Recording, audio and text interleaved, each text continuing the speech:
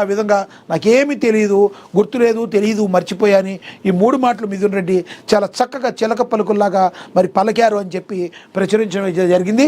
మీరేమనుకుంటున్నారు ఫ్రెండ్స్?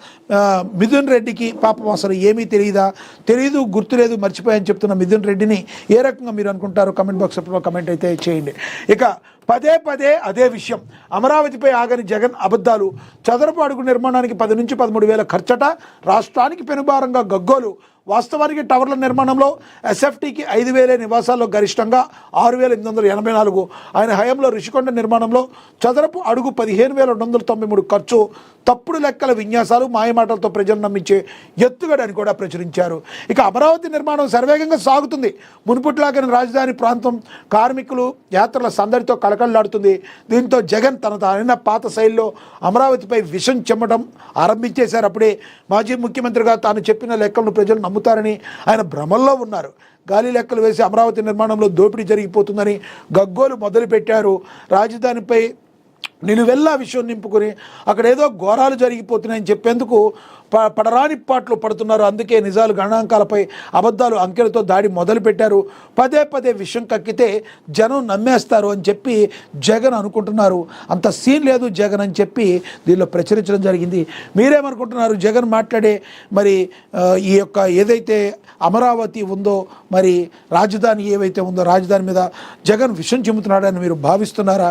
మరి ఆంధ్రజ్యోతిలో రాసిన కథనాన్ని మీరే రకంగా చూస్తారో కామెంట్ బాక్స్ రూపంలో కమెంట్ అయితే చేయండి. అదేవిధంగా డిఎంకే టైం అయిపోయింది. ఇక తమిళనాడు ఎన్డీఏతోనే మోడీ తమిళనాడు, కేరళలో ప్రచారానికి ప్రధాని శ్రీకారం చుట్టారని కూడా మరి ప్రచురించారు. ఇక ఇరాన్ వైపు అమెరికా సేనలు, Abraham Lincoln aircraft carrier అని కూడా ప్రచురించారు. ఇక అమెరికా దయతోనే కెనడా మనుడని ట్రంప్ మాట్లాడటం అయితే మనమైతే చూస్తున్నాం. అలాగే అడ్డగోలుగా నిధులు, పంచాయతీ కార్యదర్శులు ప్రభుత్వం ఆదేశం, పంచాయతీల ఖాతాలపై నిఘా, డ్రా చేస్తే వేటే. సాధారణంగా నిధులపైన నిఘా. రాష్ట్రంలో 100కు పైగా గ్రామ పంచాయతీలో ఆర్థిక సంఘం నిధుల కంటే రాబడి ఎక్కువగా ఉంటుంది.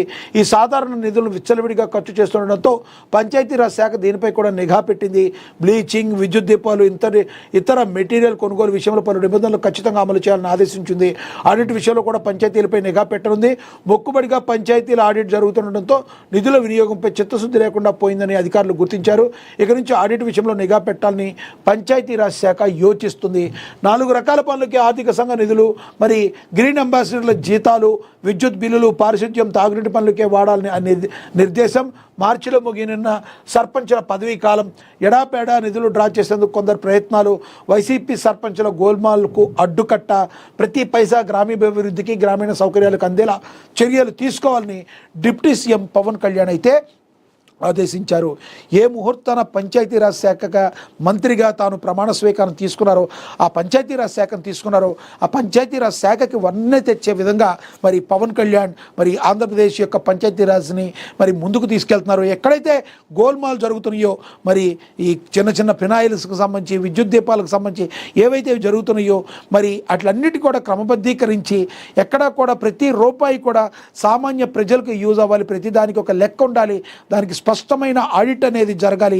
పంచాయతీరాజులో వచ్చే మరి ప్రతి రూపాయి కూడా ప్రజలకు వెళ్ళాలి, కానీ పక్కదారి పట్టకూడదనే కృత నిశ్చయంతో ఉండి పంచాయతీరాజులో ఏమన్నా ఉంటే కూడా దాన్ని ప్రక్షాళన చేయటానికి మరి పవన్ కళ్యాణ్ నడుం బిగించారు. మరి ఇది కదా కావాల్సింది, ఇలాంటి మంత్రి కదా కావాల్సింది అని చెప్పి ఆంధ్రప్రదేశ్ ప్రజలు పంచాయతీరాజ్ శాఖ మంత్రి ఎవరైతే ఉన్నారో పవన్ కళ్యాణ్ చేస్తున్న తీరునైతే ప్రశంసిస్తున్నారు. ఓవరాల్గా ఈరోజు న్యూస్ అన్ని వార్తాపత్రికలు ఏవైతే